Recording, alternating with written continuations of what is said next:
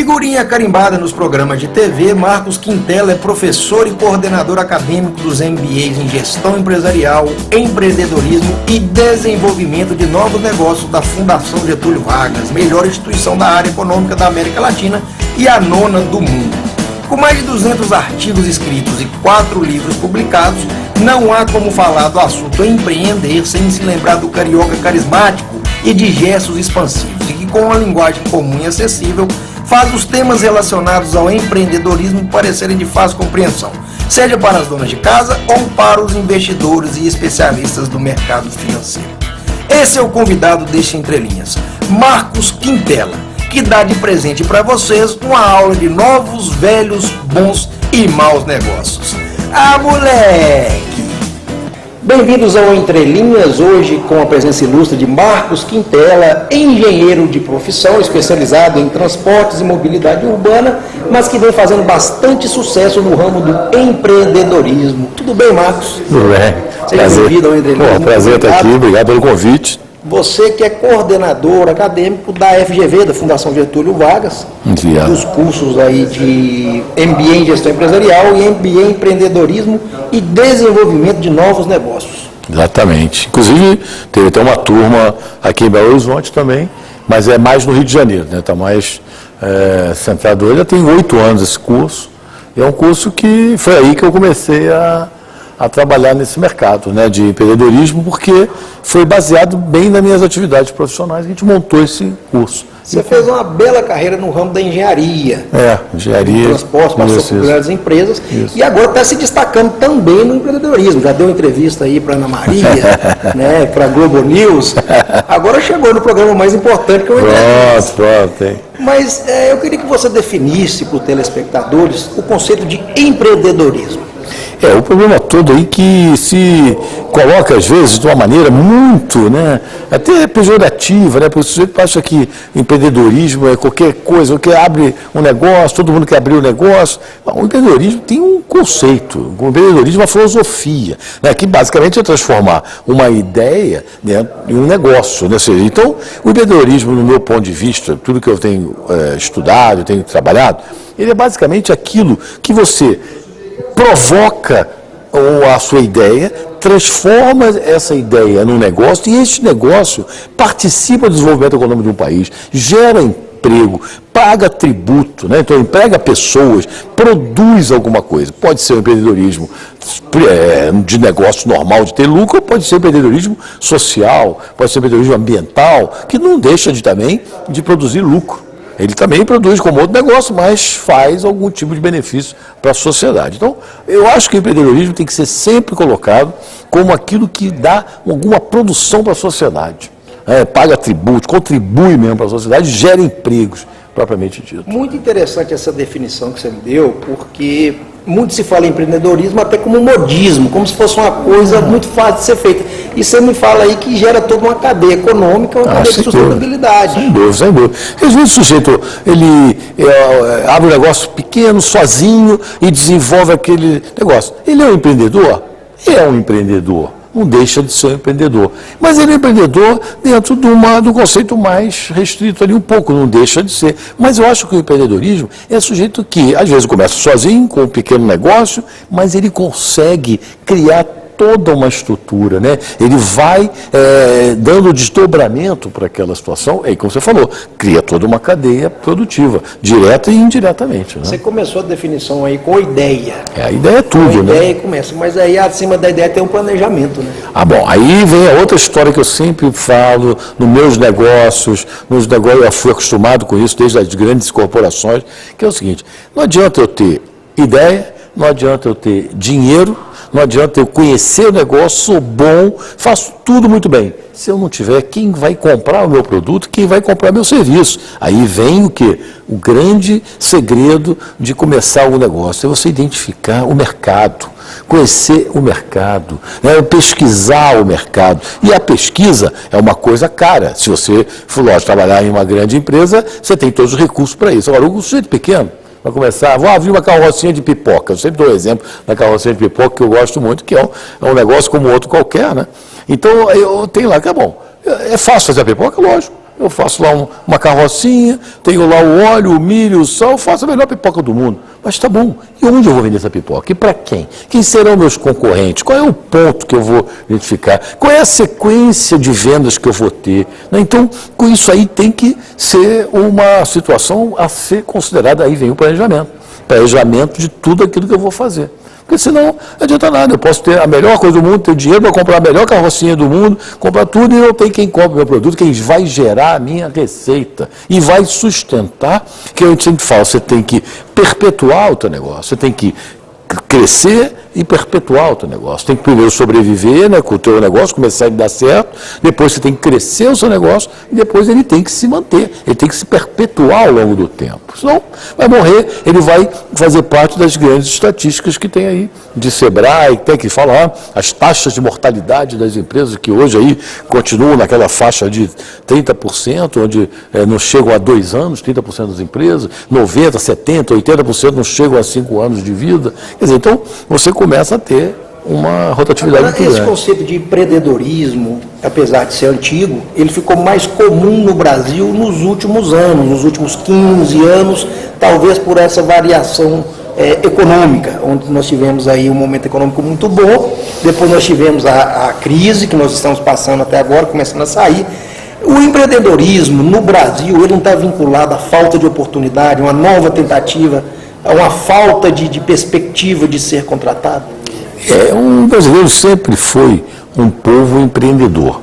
Então tem um instituto, o GEM, que é o GEM, né, que é um organismo internacional que monitora a atividade empreendedora. Então aqui no Brasil ele tem até o apoio do Sebrae e do Instituto Brasileiro de Pesquisa de Qualidade e também da Fundação Getúlio Vargas.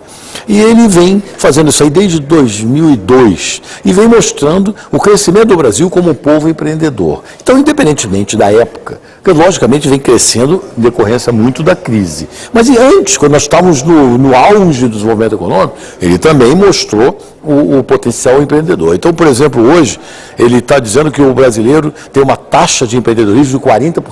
O que significa isso? Que 40 pessoas em 100 da economia, da população economicamente ativa tem uma atividade empreendedora ou está começando alguma atividade empreendedora. Ou seja, a população economicamente ativa é mais ou menos o pessoal ali entre 18 e 64 anos, tá? E está ali estimado hoje em 130 milhões de pessoas no Brasil.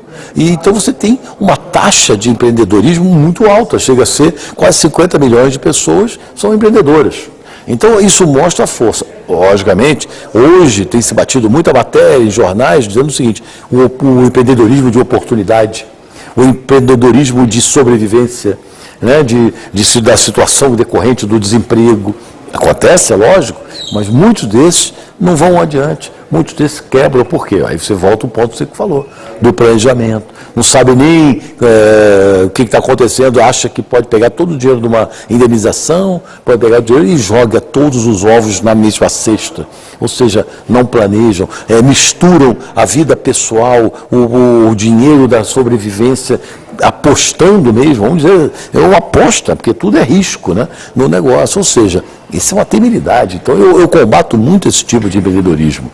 O empreendedorismo do desespero, dessa oportunidade inconsequente, irresponsável muitas vezes. Por essa definição, talvez nós podemos ter aí 2 tipos de empreendedores. Os profissionais, porque imagino que um negócio bem sucedido foi um empreendimento que deu certo. Sim. E os aventureiros?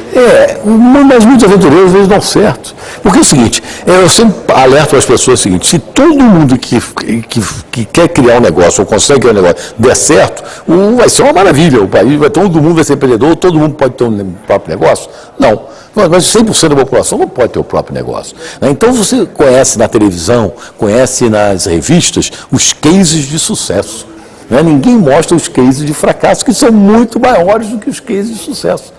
Então você vai lá naqueles programas da Rede Globo, de coisas especializados em movimentos empreendedores, o que aquele cara mostra lá? O cara bem sucedido, o cara que deu certo, que começou pequenininho, começou dentro de casa e hoje tem uma grande indústria. Agora mostrou E às vezes não mostra quantas vezes ele errou. Bom, ele não, e certamente... É difícil acertar de primeira. Todos os cases têm exatamente. Do lado do sol, da lua, né?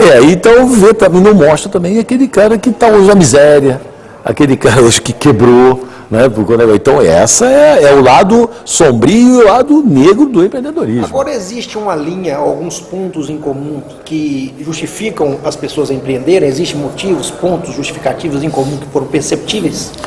Eu acho o seguinte, o sujeito que empreende de uma maneira racional, uma maneira que ele tem o dom do negócio, ele geralmente é mais cuidadoso, ele sabe que existe uma figura, uma situação que é inevitável, que é a palavra risco. O empreendedorismo está ligado a risco. E esse risco, ninguém elimina risco em nada na vida.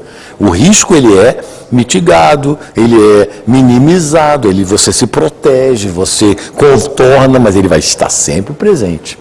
Então, o sujeito que tem sucesso muitas vezes enfrentou esse risco e ele sabe administrar esse risco, sabe enfrentar, porque muitas vezes você tem que ter um negócio que a gente fala na gíria, o estômago, né?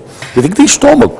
É igual você apostar em ação, você comprar ação de uma empresa. O sujeito não é frio, não é tranquilo para jogar no mundo das ações, ele não dura muito tempo, vai se estressar, vai ter um troço... É o risco calculado. Se é que se pode calcular. Menor tende a ser o risco. Você estima, né? Você está trabalhando na lei das probabilidades. Então, você estima a probabilidade, começa exatamente, entre aspas, calcular todos os riscos que você está e vai dando os seus passos. Muitos desistem, muitos veem que não dá, desviam, saem, mudam o rumo, e outros não têm nem noção do risco que estão correndo e vão daqui, não vai dar certo se Deus quiser, todo mundo apostando no meu negócio. Isso não é nada que possa ser confiável, tá? Então, agora, o sucesso, às vezes, do aventureiro, né? O aventureiro, às vezes, é um sujeito que tem uma propensão a aceitar riscos e enfrenta com competência e vence. Ele foi aventureiro? Não, ele foi um sujeito que visualizou uma situação, foi persistente e teve competência para isso. Existem aspectos definidores do sucesso e do fracasso do empreendimento, alguns pontos que falam, esse vai dar certo e esse vai dar errado? Eu vejo muito quando não há nenhum tipo de planejamento, né? Aquele chamado plano de negócio. Olha, o plano de negócio, ele é muito, às vezes, complexo para o sujeito que não tem estudo, né? Então, o sujeito que está ali no nível de empreendedorismo mais baixo, desculpa, ele, às vezes, ele é fadado ao insucesso. Por quê? Porque ele não conhece o métier, não conhece a parte contábil depois da gestão, não conhece a parte tributária, não conhece, ele entra no negócio na paixão, né, do negócio, e acha, pode ser até um bom negócio, mas a partir do momento que ele empreendeu, ele deixou de ser empreendedor, passou a ser empresário, passou a ser gestor, e muitos quebram aí. Porque não necessariamente, até tem quando você fala do meu livro ali, tem um capítulo que fala o empresário e o empreendedor. E tem uma diferença conceitual disso aí. E os fatores externos? Família, hobby, saúde, até onde pode interferir no sucesso do empreendimento? Aí que vem as situações imprevisíveis da vida, né? Muitas vezes você está muito bem situado e as coisas acontecem, né? Por exemplo, uma doença, uma separação, às vezes você está investindo num negócio baseado num emprego onde ele está naquela transição da renda que ele tem para investir aqui, se ele perdeu aqui, ele está quebrando aqui. Então, os fatores externos, uma economia, uma crise, né, uma mudança de cenário econômico, uma inflação, né, tudo está dentro do cenário de risco. Né? Então, você tem que ter, aí não tem jeito. Da separação que pode ser amenizada na hora de calcular o risco. Mas agora, daqui a pouquinho, nós vamos voltar, estamos fechando o primeiro bloco e vamos falar do nosso cenário nacional, o empreendedor brasileiro. Não sai daí.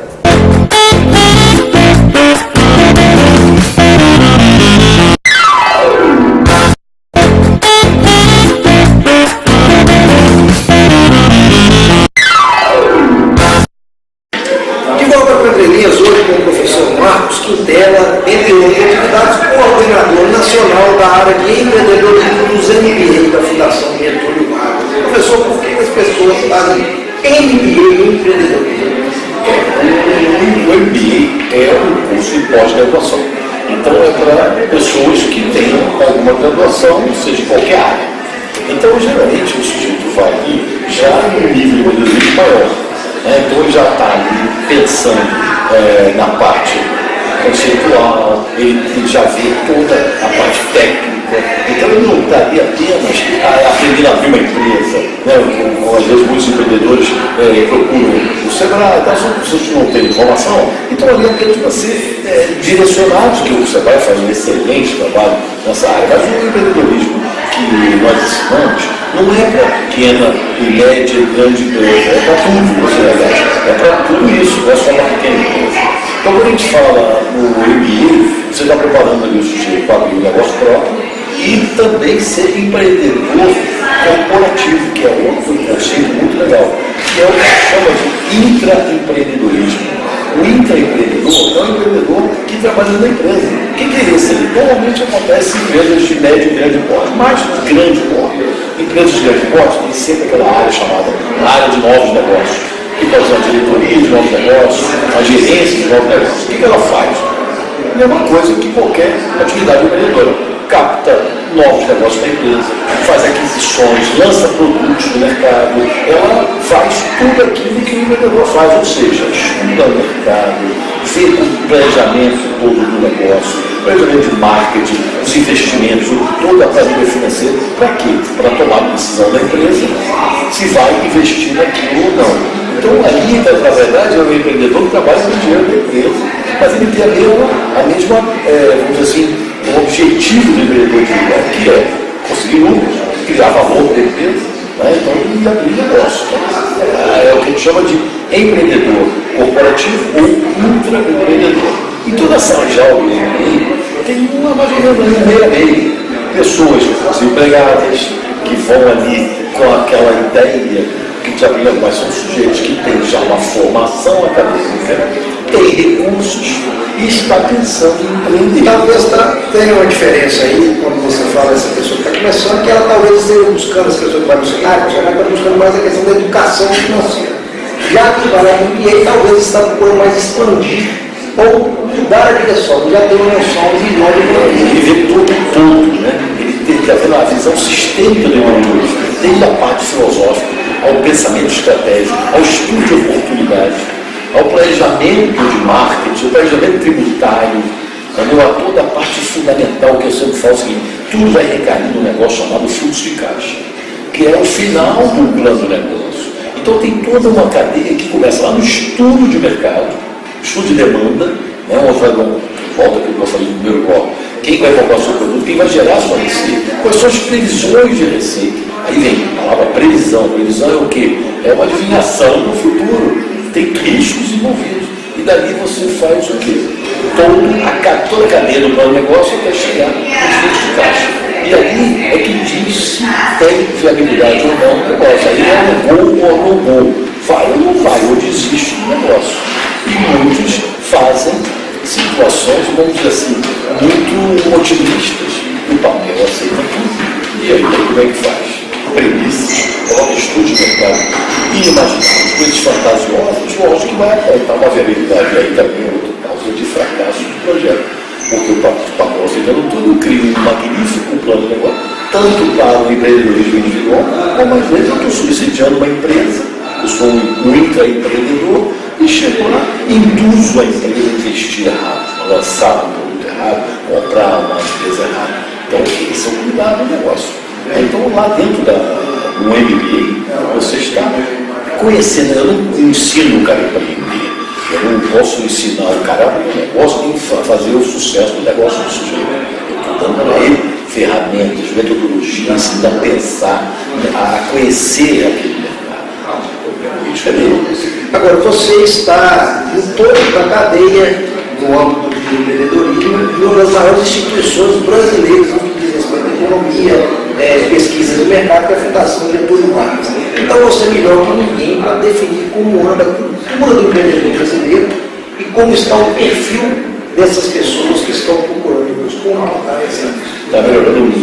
A gente vê muito de nossos alunos, pessoas mais simples, porque a gente via muita garotada, né? Muito comum. A gente sai da universidade, tem recursos familiares e tal, mas é muito interessante hoje ver a formação dos nossos alunos empreendedores, ou que estão procurando empreendedorismo, para ver senioridade do sujeito. Às vezes tem cara na sala de aula de 50 anos, 60 anos, que ainda magnífico, né? Você ainda pensando em negócios, né? Então isso qualifica muito o convívio na sala de aula, o network que se forma, um garoto de 23, 24 anos recém-formado, convivendo com um homem de 50, um garoto de 60, com muita experiência, dentro do background, que está aí trocando experiência e muitas vezes aprendendo com o garoto. Então aquilo ali é um convívio muito legal. E a Fundação Getúlio Vargas, ela é hoje, eu com muito orgulho de falar isso, é uma casa de pensamento, que não veio da palavra inglesa, think tank, né? Tanque de pensamento, ela é classificada hoje, a primeira na América Latina há 6 anos, e a 9ª instituição no mundo, competindo com as grandes instituições de pensamento no mundo. Então hoje a Fundação, além de estar praticamente todo o Brasil, está 100% no Brasil, está em 112 cidades no Brasil, com seus MBA, além de estar na América Latina, está em Angola, tem em Portugal, os Estados Unidos, está em parceria com dezenas de universidades. Então a internacionalização da Fundação hoje é uma coisa fantástica. Eu falo isso há 21 anos da Fundação. Então, eu sempre tive a Fundação paralelamente às minhas atividades empresariais. E isso foi um motivo de orgulho, porque eu sempre falo, eu sou Fundação, defendo a Fundação e estou ali o tempo todo. Hoje está participando da elaboração do pensamento institucional da Fundação.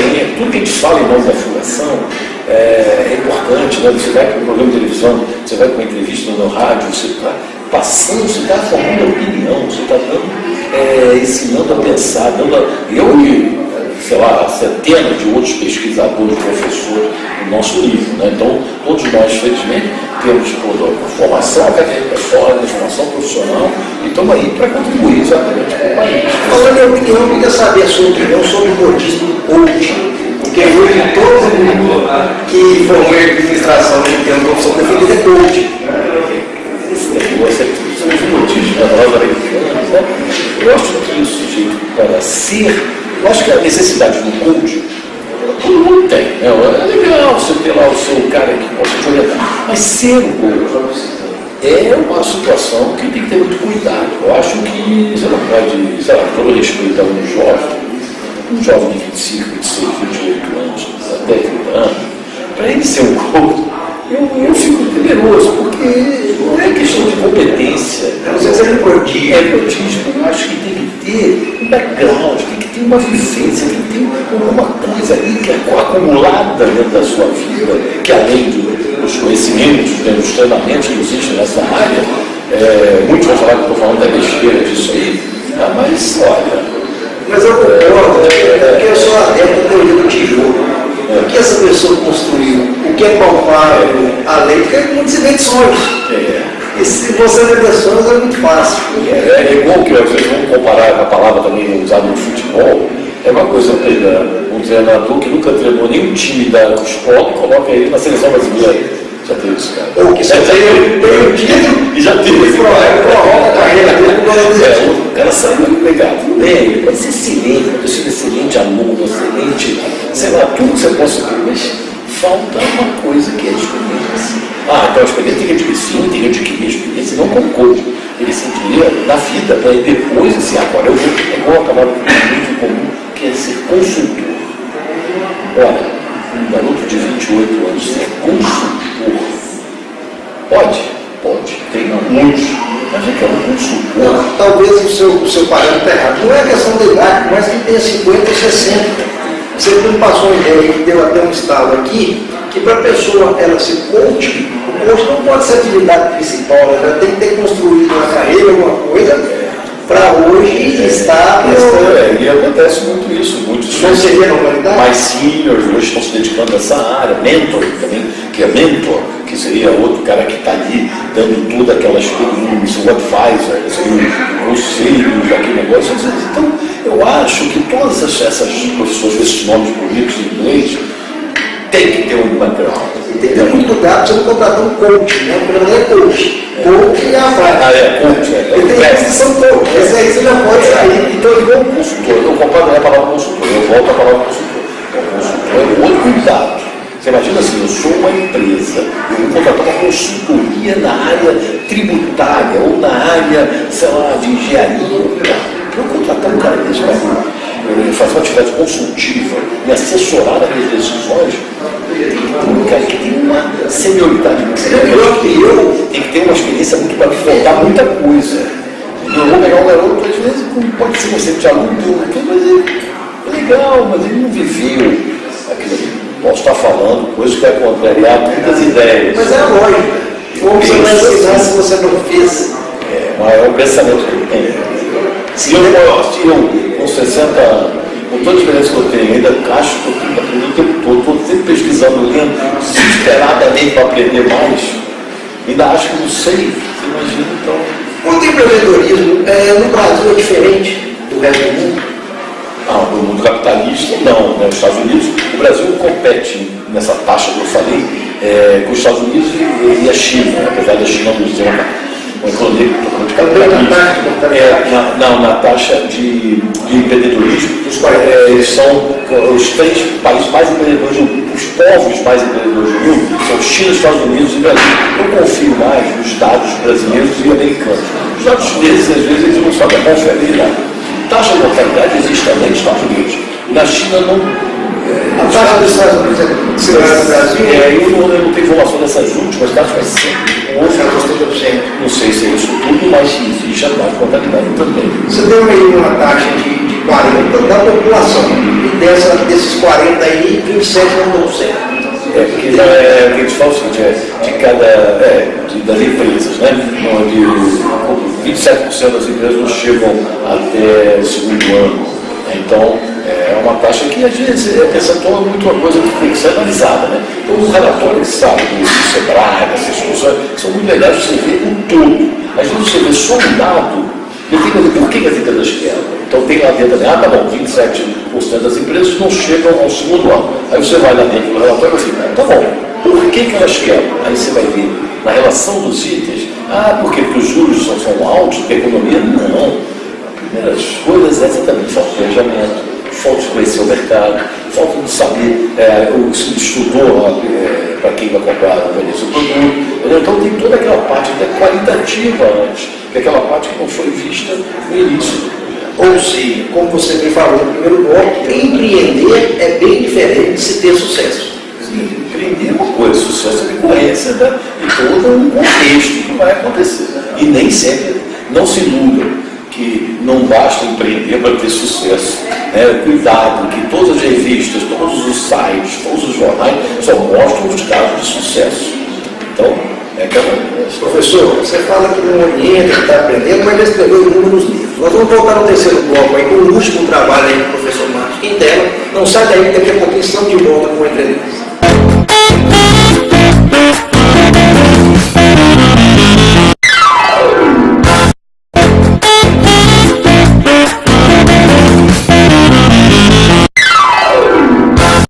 De volta com essa simpatia que é o Marcos Quintela, carioca da Gema?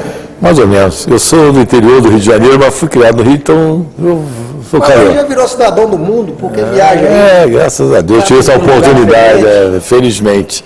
A gente teve a oportunidade da viagem, é uma coisa... Existem perfis diferentes, porque o Brasil é muito regional. Né? Nós temos o norte, nós temos vários países num país só. É verdade, verdade. Né? Existe questão de perfil aqui, porque hoje se fala em 3 perfis básicos, que é o moderado, o agressivo e o conservador. Temos regionalismo contra esse tipo de aqui no Brasil tem. Eu tive oportunidade na Fundação Getúlio Vargas, teve uma época da minha vida que eu fiquei assim, mais ou menos 8 anos como professor, atuando em todo o Brasil em MBA. Então, rapaz, era uma coisa incrível. Eu dava aula em Manaus, saía de Manaus, ia para Porto Alegre, depois de Porto Alegre ia voltar para o Rio de Janeiro, ia para Brasília, eu ficava rodando o Brasil. Era incrível o negócio. Então eu tive a oportunidade, pelo menos das 112 cidades que nós temos hoje, eu devo ter conhecido aí facilmente umas 60, 70, pelo menos. E isso às vezes ia repetidamente. Eu voltava àquelas cidades constantemente após os cursos. Né? E aí eu conheci o brasileiro de todos. Desde Porto Velho, até hoje eu vou ainda a Porto Velho no trabalho, Teresina, que eu gosto muito de ir lá. Tratando o mesmo assunto. Sim, mas não eu dava aula muito da área de finanças, também de avaliação de projetos. Então eu ia para Manaus, ia para Porto Alegre, Rio de Janeiro, São Paulo. Rapaz, é um negócio de louco. Você tem de tudo.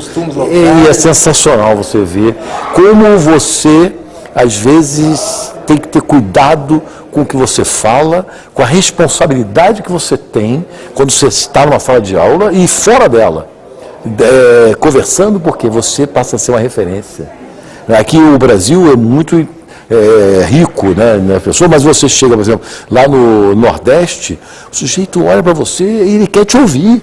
Ele quer saber o que você pensa. Quer sugar. E às vezes o que você fala e é bacana, né? Porque você se sente orgulhoso, mas às vezes também, fala assim, peraí, amigo, você também tem a competência, você também tem alguma coisa para me ensinar. Mas não porque você é professor da Fundação. Rapaz, eu não sou melhor do que ninguém porque eu sou professor. Eu tive a oportunidade de estudar, de preparar, de trabalhar, né? E estou aqui tentando transmitir isso. Mas o que eu estou aprendendo aqui, nessa regionalização toda que tem o Brasil, a regionalidade que tem o Brasil, sensacionais, cultura, estou aprendendo também, cara. Professor, agora uma pergunta importantíssima.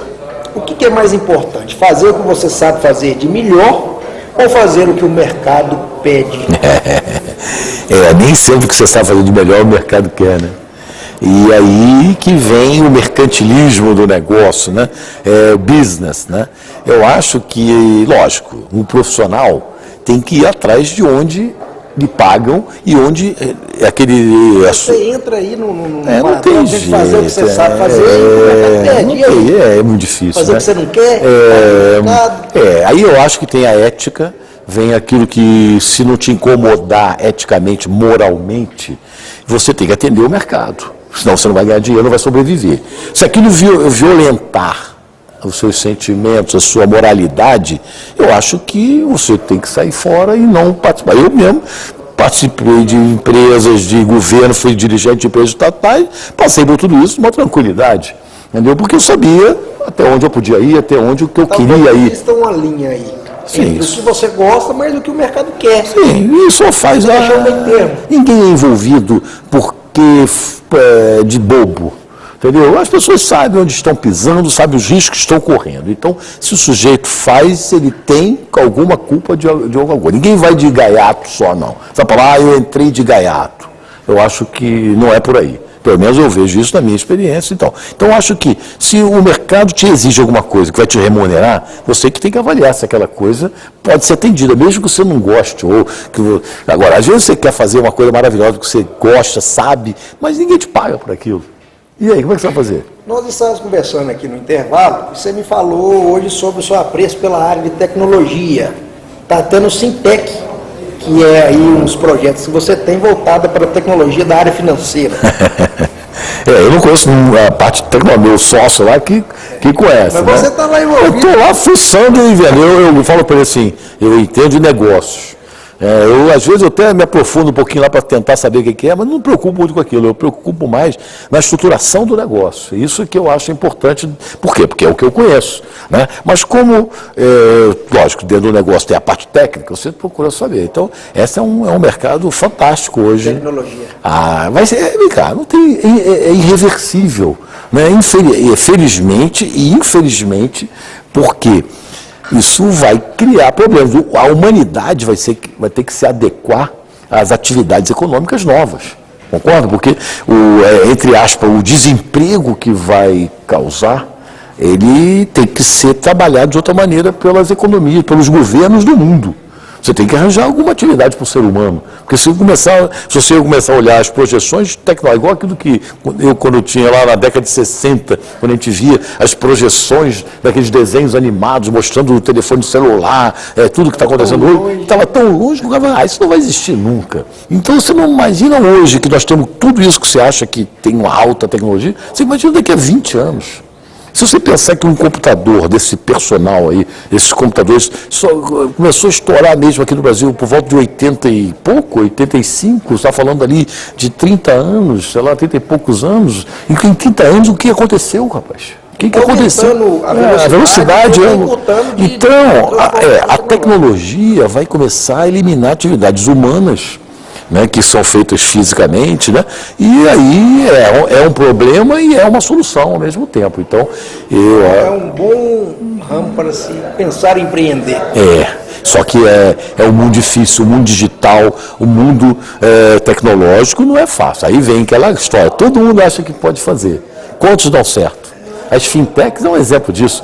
Quantos projetos de fintech existem e quantos que, eu chamo isso, sabe como? A corrida dos espermatozoides. É aquela história dos espermatozoides. Vai entrar um. São aqueles milhões. Vão ali, exatamente. Vai fecundar o óvulo ou vários óvulos que tenham. Quantos óvulos serão fecundados? Aí que é cuidar. Isso é uma mensagem para você que está pensando em empreender, em qualquer área, não só na fintech. Você me deu duas opções de assuntos que não poderiam ficar de fora. O Botafogo ou o seu livro. Eu optei pelo seu livro. Cara, Botafogo. Porque se eu vou falar de Botafogo aqui, a gente vai ter que tomar uma cerveja. Verdade. Né? Mas terceiro livro. Esse é um livro que eu fiz, os outros dois são da Fundação Getúlio Vargas, são livros técnicos, que tem uma tiragem absurda, porque vende no Brasil inteiro pela Fundação, que é sobre finanças corporativa e análise de projeto de investimento.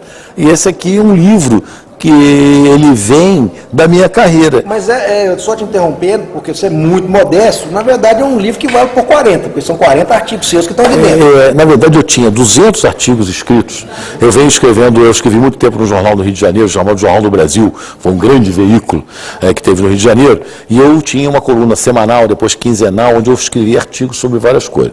E depois escrevi em sites, em revistas e tal. Aí um belo dia eu comecei a ver que aqueles artigos eu podia voltar com eles 5, 6, 8 anos depois. E eu comecei a modernizar todos esses textos. E eu selecionei algumas coisas e... Empreendedorismo e gestão de negócios. E botei 40 artigos aí que pode ser lido, o livro pode ser lido de qualquer ordem e ele agrega bastante valor. Para qualquer tipo de pessoa? Ou só eu acho que sim. Geralmente o pessoal da área de administração, pessoal de gestão, pessoal que quer abrir um negócio, já tem um negócio, e tem mensagens. Uma pessoa comum. Sim, qualquer um, você tem formação superior. Tem uma noção, uma educação financeira básica. Inclusive tem um capítulo aí sobre finanças pessoais que ensina pessoas que não têm uma formação muito forte na área de finanças. Você sabe onde eu ouvi seu livro a primeira vez? Foi no Faustão. O Faustão falou do seu livro. Foi o Ana Maria Braga. Mas eu ouvi o Faustão também. Também falou? Nossa, entendo, eu sei que não estava assistindo. Inclusive, você está indo mais da Ana Maria Braga que o Louro José. É o José que mostrou meu livro lá, tá vendo? Professor, foi um prazer enorme falar com você. Muito satisfeito, já queria falar com você um certo tempo, mas sua agenda está cheia. Sucesso aí. Pode falar do meu site? Então deve. É só acessar o meu site, é marcosquintela.com.br. Marcos com U, Quintela 2 L's. Então, marcosquintela.com.br. Vou colocar aqui embaixo. Pronto. Só acerta aqui embaixo. Pronto, tranquilo. Acha tudo lá. Tem artigos, artigos. Entendeu? Pode... Quem quiser comprar o livro, acha onde? Olha, tem lá no site o acesso à editora. Você compra direto via internet, tem na Amazon.com, você compra na editora Sinergia, você tem na Saraiva, tem Livraria Travessa, tem várias. E se for telespectador do Entre Elias, tem promoção que paga metade do dobro. Metade do dobro. Não é isso? Um prazer. Obrigado. Pessoal, semana que vem estaremos de volta com um novo convidado. Tchau.